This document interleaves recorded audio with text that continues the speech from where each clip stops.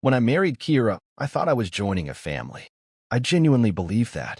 I thought love was enough to breach the walls of elitism and status that her family wore like designer cologne, thick, manufactured, and meant to linger.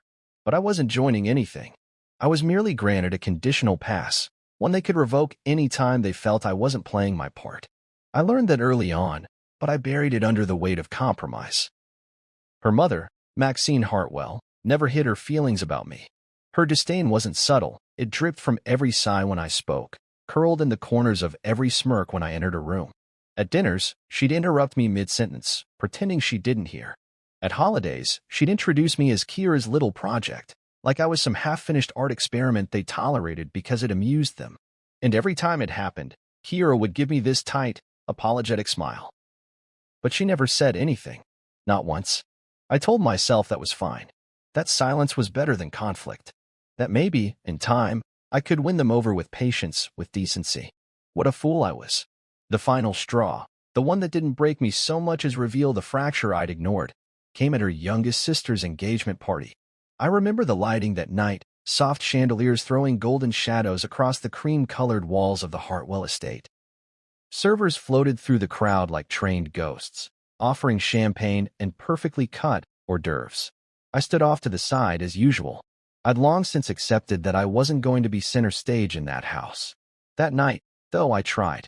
For Kira, I wore a tailored suit, clean-shaven, polished shoes. I smiled, nodded, engaged in small talk even though I hated it. And then came the toast. Maxine rose, flute in hand, commanding the attention in that way only women born with old money confidence can. Her voice rang out like a bell dipped in poison. To success, she said, eyes bright with pride. To ambition. To beauty. And most of all, to those of us who didn't marry failures. The room froze for a second. Then laughter erupted, polite, venomous, fake. Some covered their mouths. Others raised their glasses higher, pretending not to notice the weight of her words. But everyone knew. Everyone. Kira was right beside her. Right there. She didn't even flinch. Didn't reach for my hand. Didn't clear her throat. Didn't look at me. I looked at her, searching her face for something surprise, maybe. Anger. A flicker of rebellion. Anything. But all I saw was polite stillness. Like she'd known it was coming. Like maybe she even agreed. I stood still, too. My glass hung in the air like a dumb prop. I felt heat crawl up my neck, but I didn't speak. I didn't storm out. I didn't break. I just swallowed hard and smiled like it didn't gut me. Because that's what I'd been taught. Silence is strength. Silence is composure. I thought silence was dignity. I didn't realize then that silence can also be a blade, and that night, I was the one bleeding from it. When the applause ended and the music resumed, I placed my glass down on the table and walked toward the balcony. Not out of drama, but because I couldn't breathe in that room anymore. Outside, the air was cooler, quieter. I leaned on the marble rail and stared out at the garden, wondering how I'd ended up here, so small in a family that demanded so much but offered nothing in return. I heard footsteps behind me. Kira, you okay? She asked, like she just found out I'd lost my job or had a flat tire. Not like her mother had publicly humiliated me in front of 200 guests. That was she trailed off. You know how she is. That's what she said. As if that explained everything. As if that excused it. I turned to her. And how are you? I asked. Are you okay with this? With being silent while your husband is insulted? She looked away, lips pressed into a line. It's her night. Daphne's night. Can we not ruin it? That was the answer. That was all I needed to know. I nodded. Not because I agreed, but because I realized I was alone. I had always been alone in that family. I just hadn't wanted to admit it. The rest of the evening was a blur. I shook hands with people I couldn't name, forced smiles through small talk I couldn't stand, and posed for photos I hope never see the light of day. But the seed was planted. That deep, unshakable understanding that something had shifted. Or maybe it had always been broken. I just finally opened my eyes. On the drive home, Kira tried to talk about honeymoon plans for Daphne. I listened. Or at least, I pretended to. But my mind was elsewhere. Replaying the laughter. Replaying Maxine's smirk. Replaying the way Kira didn't say a word. I used to think family was something you earned through love, patience, commitment. That if you just held your head high long enough, they'd have to respect you. But I was wrong. Some people don't want you to rise. They want you to stay beneath them, forever grateful for the crumbs of tolerance they offer. And when you try to climb higher, they call you ungrateful. That night, I made a promise to myself, not out of spite, but out of self-preservation. If silence was going to be my weapon, I'd sharpen it until it could cut through marble. I'd stop waiting for their approval, stop seeking their validation. I wouldn't raise my voice. I wouldn't beg for a seat at their table. But one day, they would hear my name anyway, and they'd realize too late that the man they called a failure had been taking notes all along. Weeks passed after the engagement party, but the bruise from Maxine's words lingered deeper than I'd expected. It wasn't about being called a failure. I'd been underestimated before. It was the way Kira let it happen, like my dignity was collateral damage in her quest to maintain peace. But I didn't confront her. I didn't rage or raise my voice. Instead, I started pulling away in quiet, deliberate increments. One missed dinner, one late night at the office, one unread text at a time. She didn't notice. Or maybe she noticed and chose not to care. Either way, I was no longer the man who once sought her family's approval. I was building something else entirely. Then came the news. Daphne, Kira's younger sister, had been indicted for evidence tampering in a civil fraud suit involving one of her high-profile corporate clients. It made the front page of every legal blog and business paper within the state. Maxine released a statement the next day, oozing confidence. "We are confident this misunderstanding will be cleared up," it read.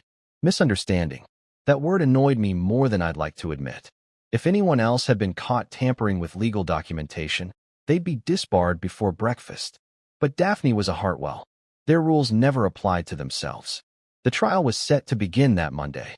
I didn't tell Kira I planned to attend. She hadn't even mentioned it to me directly, only spoke of it once over breakfast like it was an event on someone else's calendar. "Mom's getting a driver for the courthouse," she'd said, swirling yogurt in her bowl. "The press will be ridiculous." I nodded, letting her believe I'd be too busy to care. But when Monday came, I flew in early. Quietly. No first-class seat, no entourage, no announcement.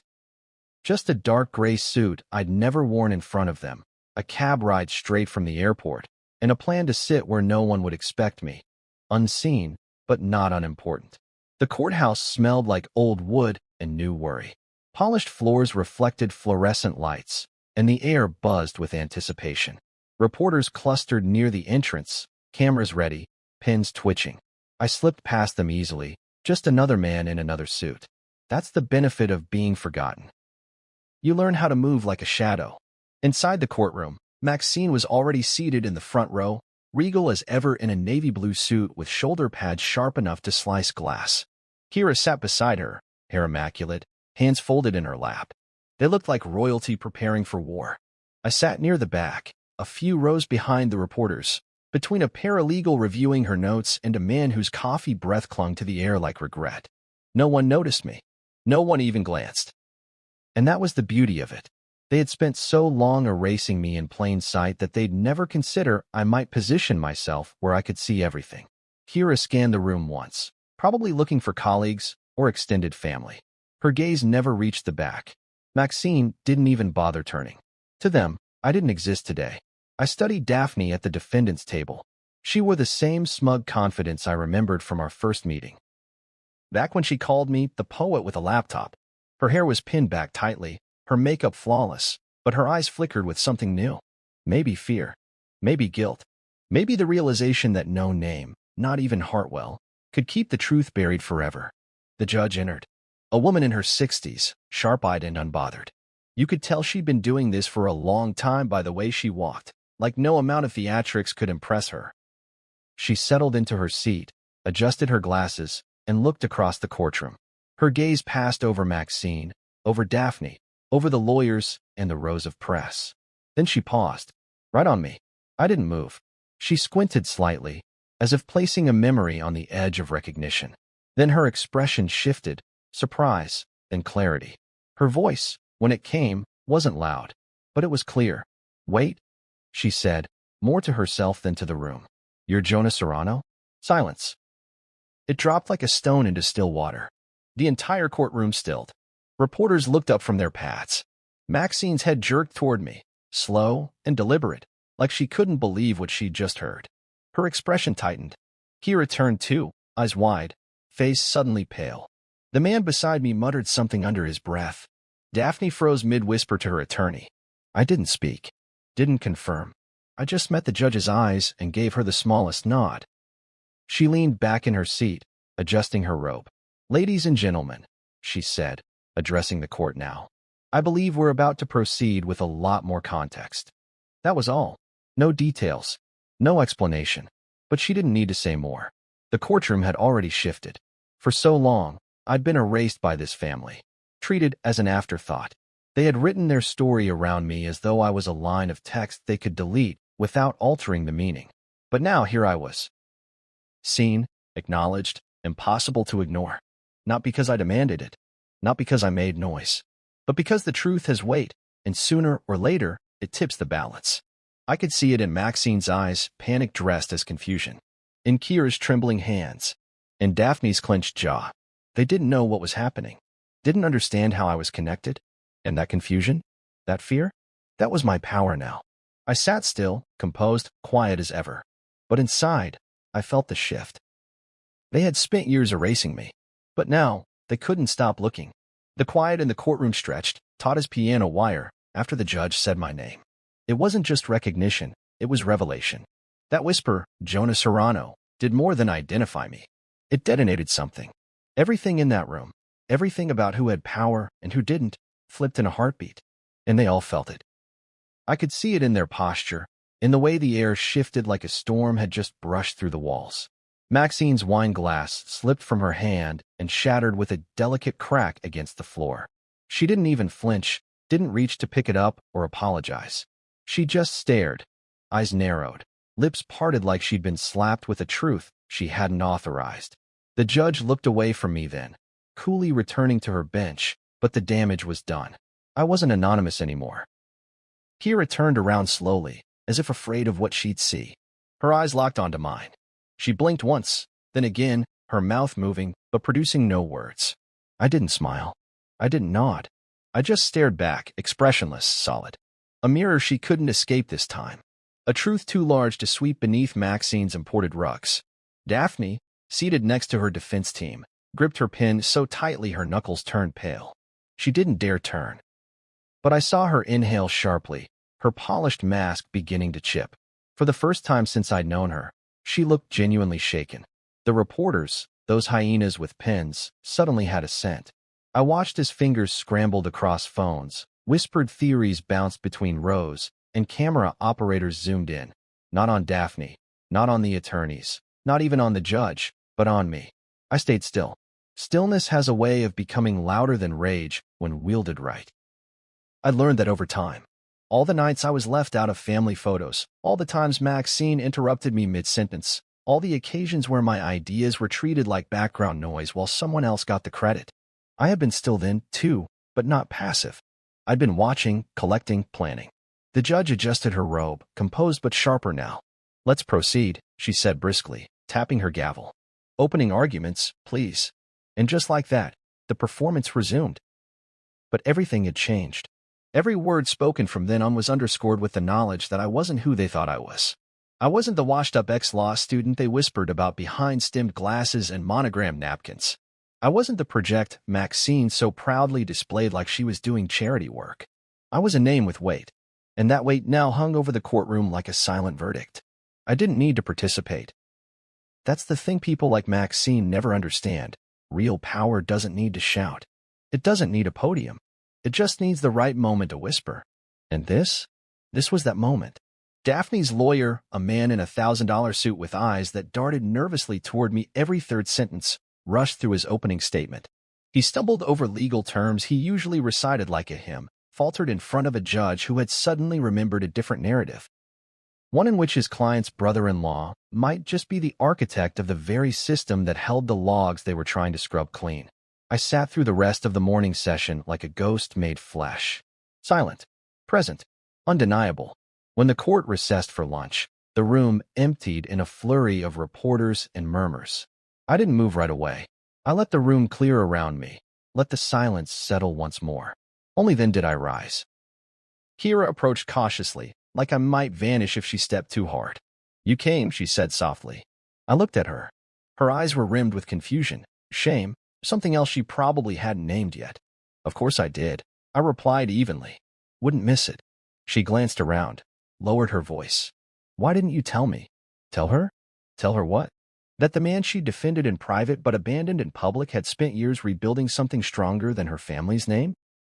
That while they laughed, I'd been designing a digital fortress used by court systems, legal firms, and government agencies across the Southwest. That while Maxine mocked me, I'd been protecting the very evidence Daphne tried to manipulate? You never asked, I said, and it was true. She reached for my arm, lightly. Jonah, they didn't know. They thought. I know what they thought. I cut in, not cruel, just final. And you let them. She winced like I'd struck her. I didn't mean for. It's okay, I said, but it wasn't forgiveness. It was release. You were part of it, whether you knew it or not. She said nothing. Maxine passed by us in the hallway then, flanked by Daphne and her lawyer. Her gaze met mine for the briefest second, and I swear I saw the machinery behind her eyes, calculations spinning, strategies forming. But there was something else too. Fear. Not of me personally, but of what I represented. She knew. Not everything. Not the full scope of what I'd built, but enough. Enough to know she could no longer dismiss me as background noise. Daphne avoided my eyes entirely. Good. I left before the afternoon session resumed. I didn't need to see more. I'd already done what I came to do. Remind them that the man they dismissed had not disappeared. I had become the ceiling they couldn't see until it cracked. And now that it had? Now that the whisper of my name had become a tremor beneath their carefully arranged reputations? They'd never ignore me again. I didn't want applause. I didn't want revenge in the theatrical sense. I just wanted truth. And the truth was, I never needed them to see me to become something. But it was satisfying, undeniably so, to watch the realization bloom across their faces like slow poison. Sometimes it only takes a whisper to shatter the entire ceiling they tried to keep over your head. They thought I was done. That I'd disappeared after leaving law school. That I'd given up when I walked away from the bar exam and turned my back on Kira's perfectly paved, pedigree-approved plan. They told stories about me at dinner parties, little myths about how Jonah Serrano couldn't cut it. Kira's husband? The one who used to want to be a lawyer? He's probably writing poems in a coffee shop, brooding in basements, living off her income while she pays for his dreams. But what they never realized is that I hadn't failed. I'd pivoted. Failure is when you stop moving. Pivoting, that's survival. That's vision. That's what I did. When I left law school, I didn't vanish. I disappeared from their frame, yes, but only because I was building my own. While they whispered and rolled their eyes and laughed behind expensive wine glasses, I was pouring every hour into something no one in that family would understand unless it arrived in a press release or a gala sponsorship packet. I co-founded Miraval Technologies with an engineer from Santa Fe who barely spoke during meetings but could build secure environments faster than most people brew coffee. We started in a rented workspace above a parking garage, our server fans louder than our marketing budget. I lived off ramen, stretched my savings thin, coded till my hands ached. There were nights the lights shut off mid-debug because we couldn't pay the utility bill on time. But we built. We designed an adaptive encryption protocol that eventually became the foundation of secure filing systems for judicial databases across the Southwest. The same system Daphne's law firm uploaded fraudulent case files into. See the irony? While she stood in courtrooms making dramatic objections and basking in praise for her closing arguments, she was unknowingly relying on architecture I designed. Every timestamp, every metadata log, every modification tracker. I built that. The court didn't just hold her files, they held my fingerprints. And they didn't know. None of them did. Not Maxine with her crystal-clear judgment of who's worthy and who isn't. Not Kira with her quiet compliance and dinner-table silences. Not Daphne with her sneering pride. I didn't need them to know. Not then. I wasn't interested in validation. Not the surface kind they pass out like hors d'oeuvres at networking events. I didn't want a seat at their table. I was building a new floor. A foundation they couldn't shake, and one they didn't even know they were standing on. Miraval started landing contracts quietly, municipal courts, state-level data integration teams, compliance departments. We stayed lean, silent, and invaluable. I gave talks under aliases, consulted anonymously, let the product speak for itself. By the time we were on our fourth seven-figure contract, we didn't advertise. We didn't need to. when Daphne's law firm started asking about back-end access, wanting to clarify document version histories and explore metadata redactions. We didn't answer. Not directly, but we watched. We flagged. Because here's what people like Maxine and Daphne never learned. Arrogance leaves fingerprints. The smarter they thought they were, the sloppier they became. The tampered files were easy to detect if you knew what to look for, and I knew. Because I built the frame. But still, I didn't go public. Not right away. I watched from the background. I let the Hartwells believe I was gone. I let Maxine sip wine and declare at brunch that Kira married potential that never matured. I let them talk. Let them gloat. I even let Kira believe she was carrying this marriage. And all the while, I was stacking bricks. Quiet ones. Bricks made of code and contracts and connections. The judge's whisper in the courtroom wasn't a revelation to me, it was a confirmation. A moment I'd known was coming. I hadn't planned to insert myself. I hadn't intended to gloat. I showed up for one reason, to be seen. Not by them, but by truth. Because when the system you built catches the corruption they try to hide, you don't need to shout. You don't need to argue at family dinners or defend your name at engagement parties. You just need to sit in the back of the courtroom and wait for the walls to echo with your name. And when the judge whispered it, when the air shifted and the facade cracked, I knew I had arrived. I didn't have to speak that day. I didn't need to explain how I went from dropout to digital architect. I didn't know anyone the story of how I turned rejection into roadmap. But just between you and me, there was a moment, sitting there, watching Maxine's expression falter, watching Daphne panic, watching Kira try to remember who I really was, that I felt it. That beautiful, hollow silence of justice arriving exactly when it means to. The courtroom was the stage they built. But the system? The frame? That was mine. And now, it was holding their house of cards. So I stayed silent. I let the headlines bloom. Let the media dig.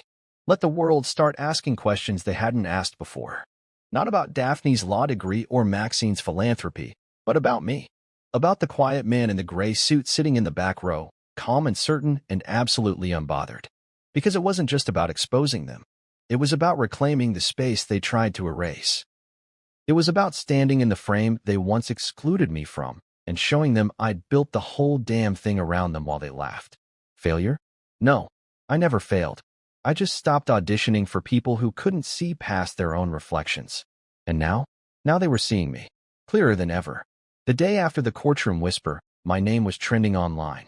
Not in bold headlines or viral soundbites, but quietly.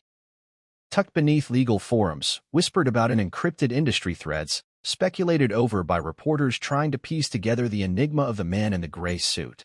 I wasn't a celebrity. I didn't want to be. But suddenly, the weight of my presence was being acknowledged. And in a world that had grown used to overlooking me, that alone sent ripples I didn't have to create. Kira still hadn't reached out. Not really. A half-hearted text, a vague, "Are you okay?" left sitting unread in my inbox. The kind of message someone sends when they're more worried about optics than outcome. She had played her part for years, the quiet wife who never challenged her mother's barbed commentary, who let me be dismissed at dinners and excluded from conversations. And maybe she told herself she was keeping the peace, that silence was safer than confrontation. But silence is a choice. And it always says something. For years, I wore that silence like a second skin. I let them believe I'd settled into obscurity. Kira never told them I still worked. She never corrected her mother when Maxine spat out phrases like, "If only Jonah had the drive Daphne has," or "It's good Kira married for love, since she didn't marry for status." At some point, she stopped defending me altogether. I think part of her even believed it. Believed I had faded into something unremarkable, that I was clinging to dreams while she carried the real weight. But here's the truth. She never carried me. She just never bothered to ask what I was carrying. While she hosted charity events and posted curated photos of brunches, I was sitting in conference rooms with federal advisors discussing cybersecurity loopholes that could compromise national court systems. I'd speak on panels under an alias, often surrounded by people who had no idea the man they were quoting in their policy drafts had once been dismissed as Kira's brooding poet husband. While they toasted to Daphne's latest court victory, I was finalizing a licensing deal with the Department of Justice for a proprietary system I had personally architected. While they laughed about me not doing much, I was overseeing silent acquisitions, including one that involved a failing IT firm that just happened to be responsible for maintaining the server infrastructure at Maxine's investment company. They never saw it coming, because they never saw me, and that was always my edge. I didn't need to be feared. I didn't need to be loud. I only needed to be ignored, because people reveal the most when they think no one's watching. And the Hartwells? They were excellent at assuming they were the only ones who mattered in any room. I still remember the day we signed the final documents on the security contract for Maxine's firm. It was done through a shell company, one we built specifically for scenarios like this. High-profile clients who preferred discretion, or in this case, ones who would never knowingly trust me with their infrastructure. The irony tasted better than champagne. She didn't even know the security system she bragged about during investor meetings, the bulletproof firewall that protected their sensitive assets, had my fingerprints coded deep into its architecture. I built it so well even she couldn't bypass it. And that was intentional. Not to hurt her, not to sabotage, but because I believe in security, in integrity, even when the people you protect don't deserve it. But the fact remained, she needed my system, and she didn't even know it. I let them underestimate me, year after year. I let them write me out of their stories. Because I knew something they didn't. Power doesn't come from the spotlight. It comes from building the stage it shines on. And I'd built their entire frame of comfort.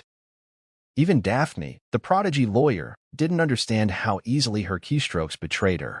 When she or someone in her firm altered court documents before submission, they left behind a trail, a digital fingerprint buried beneath metadata, nestled into logs that only someone with access to the foundational architecture could trace. My system caught it, flagged it, preserved it. It wasn't about revenge. It was about integrity, about building something that couldn't be manipulated. Not even by the people who'd mocked me for not following their path. I sat in my office that evening, the headlines slowly crawling across my screen. Serrano named as developer behind court systems. One read, "Mystery man at center of legal tech revolution," said another. A few articles speculated about conflict of interest. Others tried to connect the dots, digging into my old college records, former classmates. But none of them had the full story, because I hadn't written it for them. My assistant knocked on the door. "The Hartwell firm tried to reach out again," she said, eyes careful. I didn't flinch. "Ignore it," I replied. I wasn't interested in helping them untangle a mess they created. I wasn't here to rescue. Let Daphne's lawyers scramble. Let Maxine schedule backroom meetings and panic calls to publicists. The firewall wasn't breaking. The logs weren't disappearing. And the truth didn't negotiate. Later that night, I sat in my apartment. Quiet, sleek, nothing flashy, but undeniably mine. I looked at the framed blueprint of Miraval's first system on the wall. The lines were smudged, the corners torn, but it reminded me of what it took to get here. Not just intelligence, not just timing, but endurance. Because being underestimated isn't a burden. It's a weapon, one you sharpen with patience. One that cuts cleanest when they finally see you and realize you've been holding the blade the whole time. I used to think I needed them to see me, to respect me, but now I understood.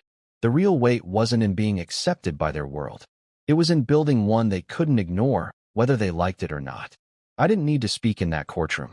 I didn't need to raise my hand or request the floor.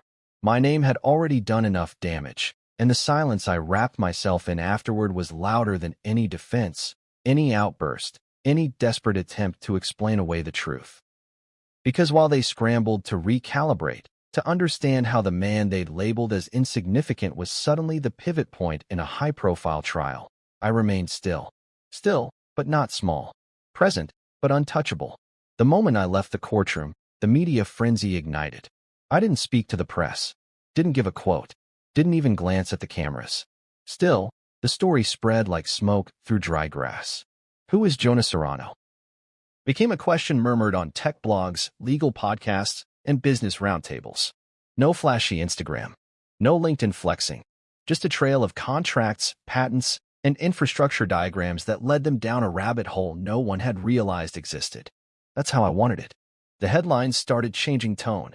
They went from mystery man and fraud case to tech mogul tied to court system security to Jonah Serrano, the silent force behind legal tech reform.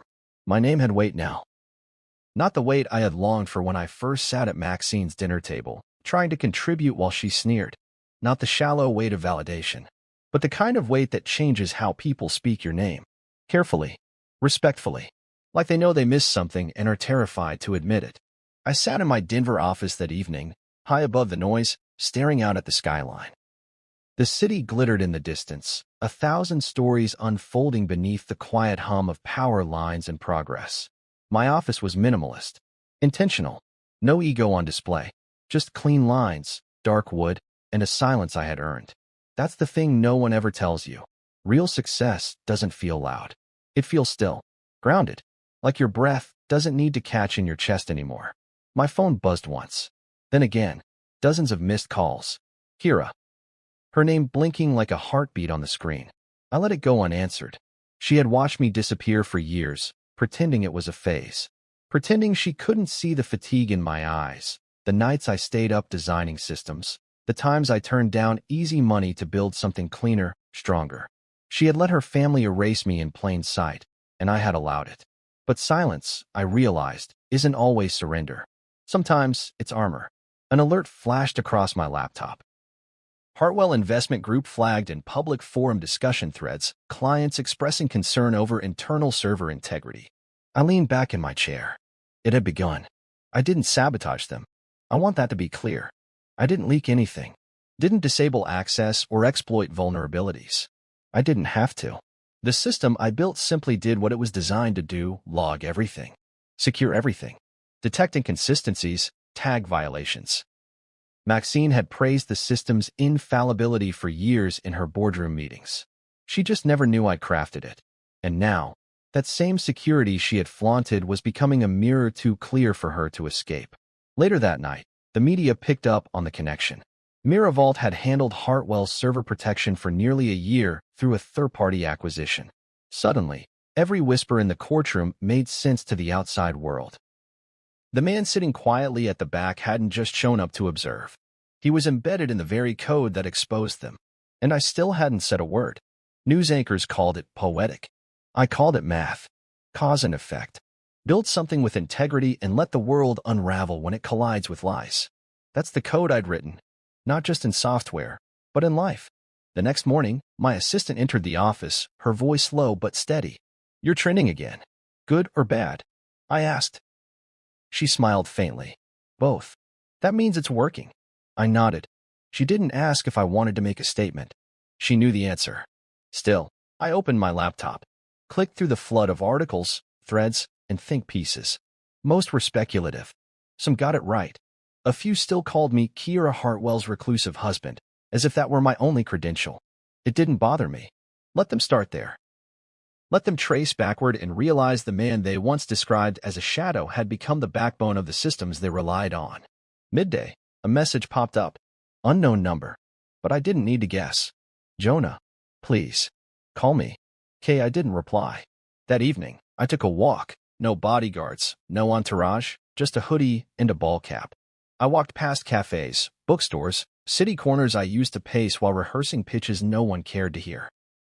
Back when I was asking for validation, instead of delivering results, people passed me without a second glance, and that was exactly how I wanted it. Fame wasn't the goal. Truth was. And truth doesn't scream. It simply exists, and when the moment is right, it echoes. I passed a small boutique on the corner of 8th and Bell. In the window, a sleek canvas painting, abstract, dark lines twisting against a muted backdrop. A single figure in the center, seated in a gallery, surrounded by blurred faces. I stopped, stared at it for a long time.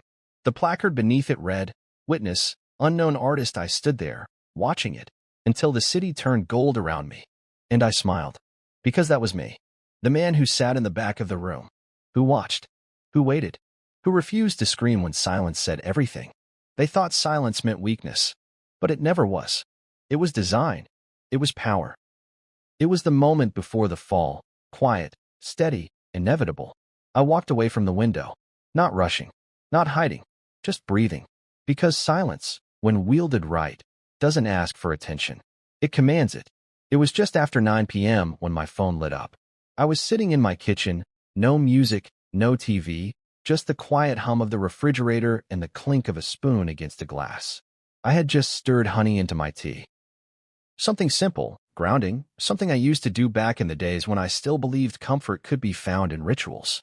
The name on the screen blinked like it belonged to a different life. Maxine Hartwell. I stared at it for a long moment. I didn't rush to answer. I didn't ignore it either. I just let it ring, soaking in the irony. For years, she barely acknowledged my existence. And now, after a courtroom whisper, a handful of headlines, and a digital infrastructure woven too deep to be undone, she suddenly remembered my number.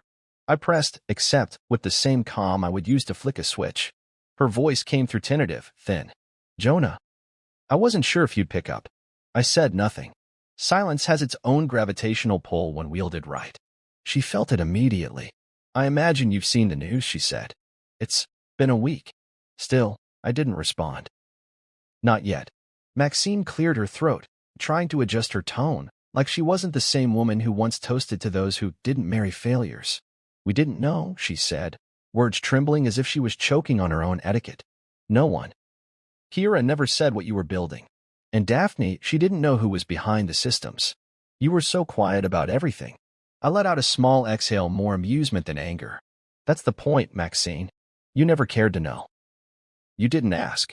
You had a story about me, and you stuck to it. I didn't mean, oh, you did. I cut in, voice even, not raised. Every time you sighed when I spoke. Every time you introduced me as a project. Every time you looked at Kira with pity for marrying someone who didn't fit your mold. You meant it.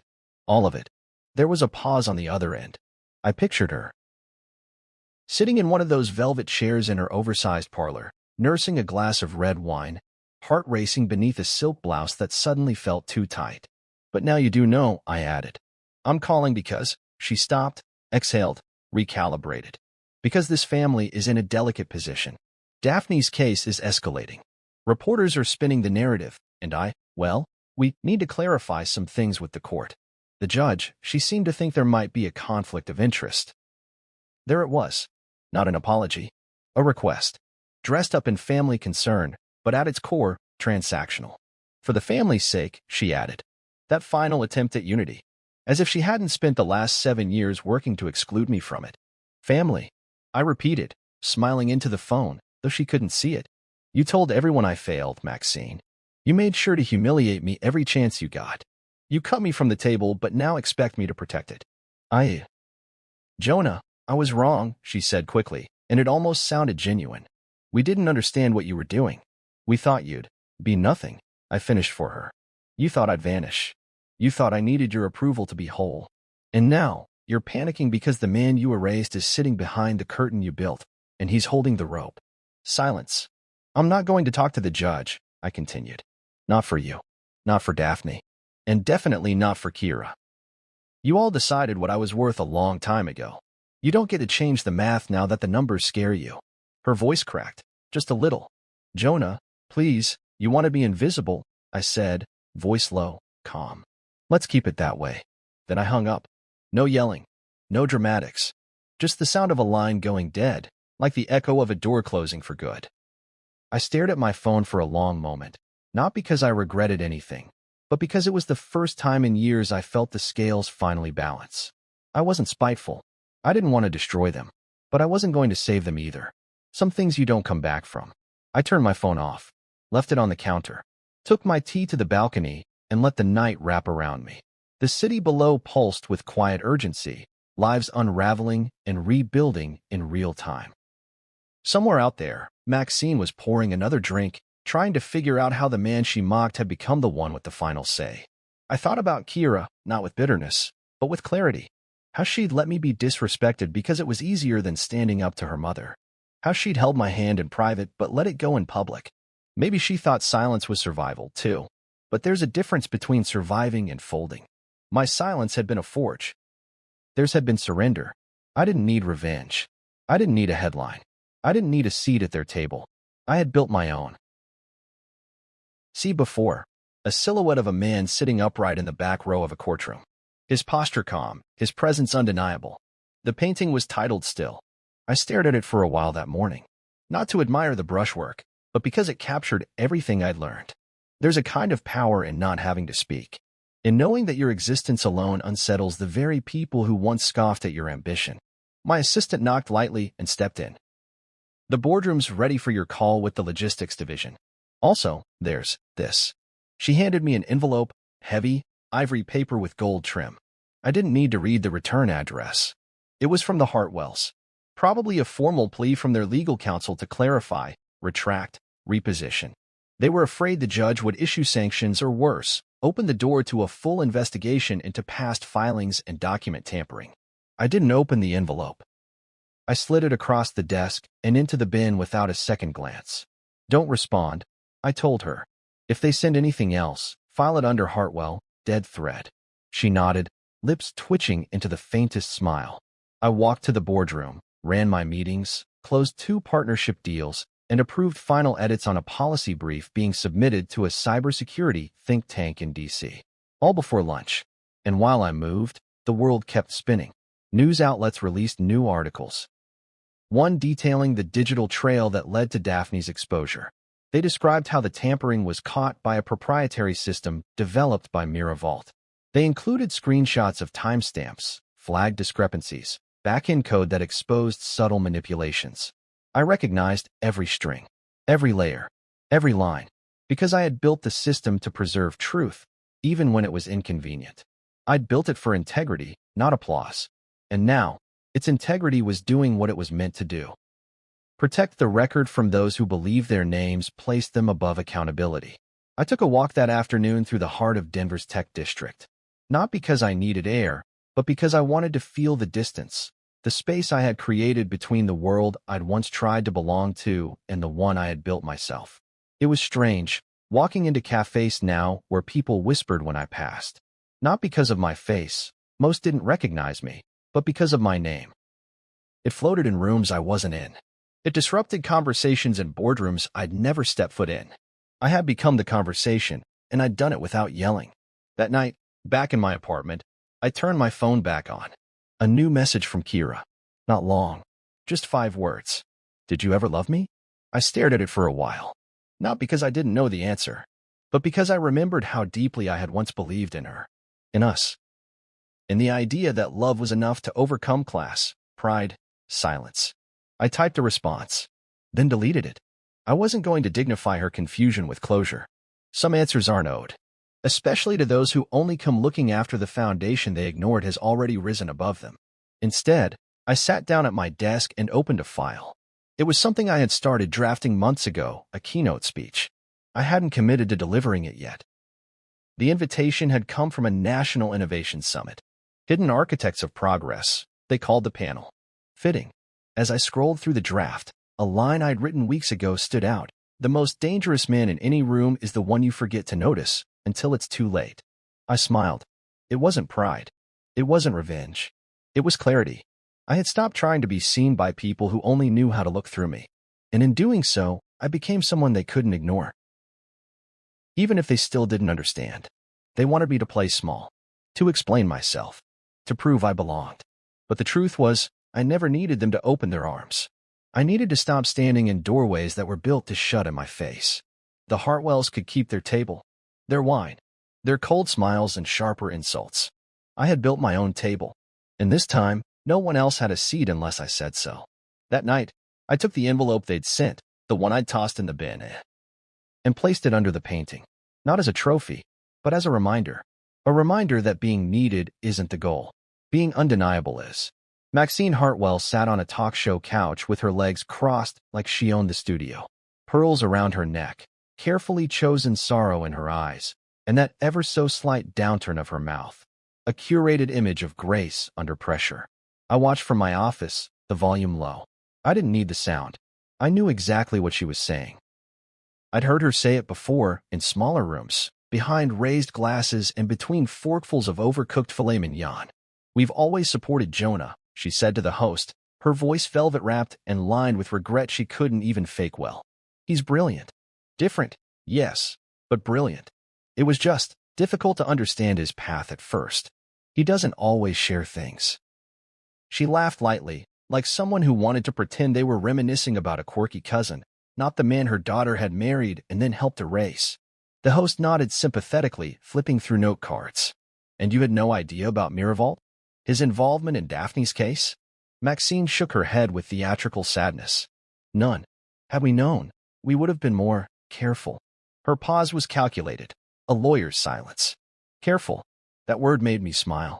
Not respectful. Not supportive. Just careful. Because people like Maxine don't learn from mistakes, they learn from consequences. The segment switched to a split screen. On the right, Maxine's carefully orchestrated performance. On the left, an old clip, her engagement toast to Kira and me. The infamous one. To success, and to those of us who didn't marry failures. There it was. Her exact words, crystal clear, wrapped in applause and laughter. It played again. And again. The host didn't say much after that. She didn't need to. The internet would take care of the rest. And it did. The clips spread like wildfire. Social media lit up with memes, side-by-side comparisons, callouts. Hashtags trended. Hashtag pearls and poison. Hashtag Maxine knew. Hashtag not a failure. But I didn't post. I didn't comment. I didn't even click like on the thousands of strangers defending me. Because vindication isn't a comment section. It's walking into a room where no one expected you to matter and owning it without saying a word. Back at Miraval, our press team asked if I wanted to release a statement. A single tweet, they suggested. Something controlled. Something subtle. I shook my head. Let the silence speak. They'll say my name either way. I didn't need to insert myself into the storm. I was the storm, whether I spoke or not. A few hours later, news broke that Daphne had officially been charged. Not just for tampering, but for obstruction and breach of public trust. The logs, the ones my system captured, had been authenticated. Irrefutable. Her own signature embedded in the digital trail like breadcrumbs leading directly to the edge of her polished world. I didn't press charges. That surprised a lot of people. Even my legal counsel raised an eyebrow when I refused. You're holding a grenade, she said. You don't want to pull the pin? I leaned back in my chair. Some ruins fall without a push. She smiled. You're colder than they thought. No, not cold. Just clear. Because pressing charges would have given them an easy headline. Scorned husband destroys powerful family. They wanted to paint me as vengeful, angry, petty. But I wasn't. I was exact. The system I built was designed to protect justice, not bend it. The logs weren't doctored. The evidence wasn't planted. It existed before I walked into that courtroom. I just let it do what it was built to do. That's what frightened them the most, not that I fought back, but that I didn't have to. In the days that followed, requests came in from everywhere. Invitations to speak, interviews, podcasts, awards. People suddenly fascinated by the man who didn't shout, but still shifted the room. I declined most of them. Fame wasn't my currency. But one invitation caught my attention, a request to speak at a private summit for emerging leaders in tech and law. Closed door. High profile. Off the record. I said yes. It wasn't about recognition. It was about ownership. Reclaiming the narrative they tried to script for me, and burning the script entirely. The summit was held in a glass tower downtown. I arrived in my usual gray suit. No tie, no entourage. Just me. As I stepped into the main hall, heads turned. A few people whispered. A woman near the front row clutched her notebook tighter, as if she'd seen a ghost made of code and quiet retribution. When I was introduced, it was simple. No dramatic bio. Just Jonah Serrano. Architect. Founder. Unignorable. I stepped to the podium, looked out at the room full of experts, executives, and up-and-comers who probably thought they'd built their world from scratch, unaware they'd been standing on platforms others had quietly laid beneath them. I don't have slides, I began. Or talking points. I'm not here to tell you how to succeed. A few chuckles. Some pens paused mid-scribble. I'm here to tell you that sometimes the most important rooms in your life are the ones where no one knows your name. Where they think you're irrelevant. Where they smile through you. That's where you learn. That's where you listen. I let the silence settle. They said I failed. I continued. They said I was wasting time. That I had nothing to show for myself. That I didn't belong. And they weren't entirely wrong. Because I didn't belong at their table. I was building something else. Something they couldn't see. Something they couldn't understand. I took a breath. And the beauty is, I didn't need them to. Because I wasn't building for applause. I was building for truth. And the truth doesn't ask permission. When I stepped off the stage, the applause wasn't thunderous. It was respectful, thoughtful. The kind of applause people give when they recognize something bigger than performance, when they see someone who survived on their own terms. Afterward, A man in a tailored suit approached me. "You're an inspiration," he said. I smiled faintly. "I'm a mirror." He blinked. I walked away. Later that night, I returned to my apartment. I made tea, turned off my phone, stood by the window as the city pulsed below me. My name had been weaponized, mocked, dismissed, ignored. But now, it moved through boardrooms and courtrooms with weight. And I hadn't changed it. I hadn't embellished it. I hadn't screamed it. I had simply let it rise. And now? Now they were saying it. Not because I asked them to. Because they couldn't stop. The auditorium lights dimmed as the final speaker stepped down, and a ripple of polite applause passed through the crowd like a routine sigh. The host returned to the stage, a small smile pressed to her lips, clipboard in hand. She scanned the room, then turned toward the wings and said, "And now, someone you may not have expected." There was a pause, intentional, charged. Then she added, "Jonah Serrano." There it was again. My name. The same name they once said quietly, behind closed doors, usually followed by a sigh or a smirk or some variation of "poor Kira." The name that had been passed around like a cautionary tale. Don't marry for potential. Don't tether yourself to someone who hasn't arrived. The name that, for years, floated beneath conversations like residue. Not important enough to defend, but too irritating to forget completely. And yet, here I was. I stepped out onto the stage. No spotlight followed me. No dramatic music. Just my footsteps and the click of a wireless mic in my hand. The room was full: executives, policymakers, founders, a few dozen people who had written me off or never heard of me until the last few weeks turned their world upside down. I didn't wear a flashy suit or recite an opening joke. I stood center stage, calm, composed, and looked out at the crowd like I belonged there. Because I did. I wasn't announced in the brochure, I said. There was no press leak, no feature article, no teaser clip promising insight into disruption or innovation. A few heads nodded. Phones tilted upward. Cameras rolled. I wasn't supposed to be here, I continued. And that's exactly why I am. Silence met me like an old friend. See, for years, I was told my ideas were too abstract, that I wasn't focused enough, that I didn't project success. I wasn't branded right, didn't network aggressively enough, didn't speak the language of glossy resumes and polished backstories. I was the shadow at the edge of the table. I stepped forward, but while they toasted to each other's accomplishments, I built infrastructure. While they laughed over champagne, I secured databases. While they introduced me as a burden, a charity case, a failed ambition, I was laying digital foundations under their feet. A flicker of discomfort in a few faces. Recognition. I didn't ask to be celebrated. I didn't want their spotlight. I wanted something more durable, something they couldn't take away. I wanted clarity, integrity, and I wanted to do it without their permission. That was the difference. They had built their lives on perception. I had built mine on code, contracts, and the one thing they never expected me to have: patience. I walked into a courtroom weeks ago, sat in the back row, and said nothing, I told them. And yet, everything changed. I paused. They said my name. A few people looked down, trying not to meet my eyes. Some watched with attention they couldn't disguise. Others leaned forward, riveted, unsure whether to feel admiration or guilt. They tried to bury that name. My wife, her mother, their entire circle. They called me a failure so many times, I nearly believed it myself. Nearly. I gave them a beat to sit with that word. But failure, I said, isn't falling short. It's surrender. And I never surrendered. I just stepped aside long enough for them to forget I existed, until I became impossible to ignore. I let the silence stretch. They wanted a story they could control, a rise they could claim credit for, a man they could say they stood by when it suited them. But they didn't stand by me. They stood on me, and they thought I'd stay beneath them forever. I shifted the mic to my left hand. I didn't expose them for revenge. I didn't leak the logs. I didn't sell their secrets to the press. I just let the truth do what it always does, outlive the lie. I looked out at the faces before me, some wide-eyed, some sheepish, some quietly awed. I built something they didn't understand, something they never asked about because they didn't think I was worth asking. And now, that something is the reason they're being held accountable. No one was blinking now. I took one last step forward. I'm not here to brag. I'm not here to throw stones. I'm here to say this.